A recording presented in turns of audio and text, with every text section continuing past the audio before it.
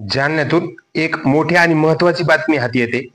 अतिवृष्टी व पाण्याच्या दाबामुळे चक्क साठवण तलावच फुटलाय। जालना जिल्ह्यातील अंबड तालुक्यात हा साठवण तलाव आहे। हा आज फुटलाय। या तलावातून धो धो पाणी वाहतानाच दिसते। यामुळे शेतकऱ्यांच्या शेती पिकासह शेतीचे नुकसान होण्याची दाट शक्यता आहे।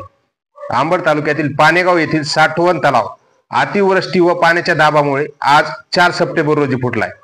साठवण तलावाच्या मुख्य भिंतीला अतिवृष्टीमुळे व प्रचंड पाण्याच्या दाबामुळे भवरे तयार होऊन तलाव 100% भरल्याने पाझर सुटून मधोमध भिंतीला तडे गेल्यामुळे तलावातून प्रचंड वेगाने पाणी वाहून जाते अशी माहिती मिळाली आहे।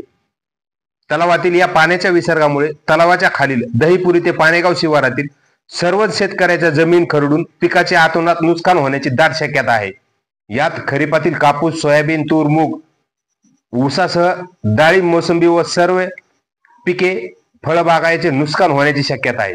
यावेळी घटनास्थळी विविध राजकीय नेते व प्रशासकीय अधिकारी कर्मचारी यांनी पाहणी केली आहे। या पाहणीच्या वेळी बाधित शेतकऱ्यांचे तात्काळ पंचनामे करून नुकसान भरपाई देण्यात यावी अशी मागणी शेतकऱ्यांनी यावेळी उपस्थितांसमोर केली।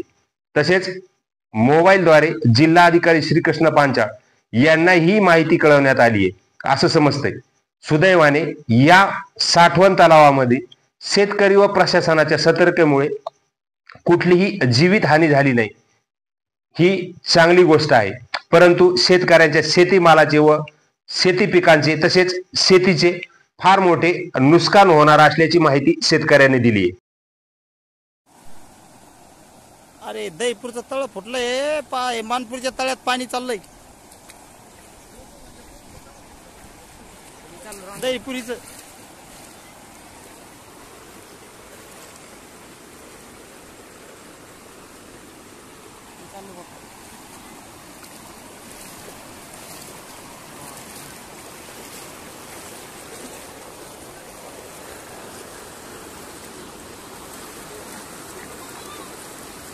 पाण्यात नाही ना हे पळ मला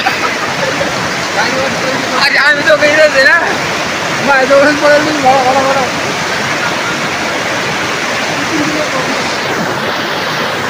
काय रात्री भरपूर राजी हो ना घाबरून मी का मी राहते काहीच होत नाही काय होणार कमती बुल्ले मोडला रे पाण्याला पाणी कधी 3 दिवस झाले ना ओव्हरफ्लो आहे नाही ओव्हरफ्लो झालं नाही अन्नपूर्ण तर आज एखाद्या अन्नपूर्ण तर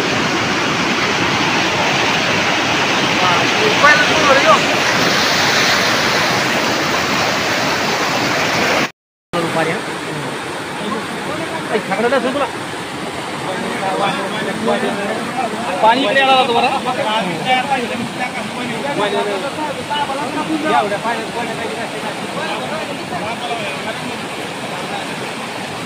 हा मला मी पाहिलेला आधी मी तर आधी पाहिला मी म्हणलं येऊ म्हणजे आता आपल्याला छट गेलं म्हणत आता गणपती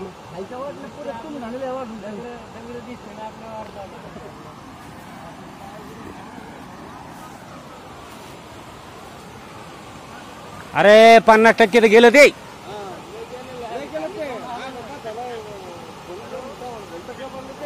तिथं जाऊन आलो आम्ही घ्या तिथं लगेच शक्य नाही ते तिथं गेल्यावर आली जर फुटलं तर आपण काट्यात गुतू एखाद्यात मरून जाऊन डायरेक्ट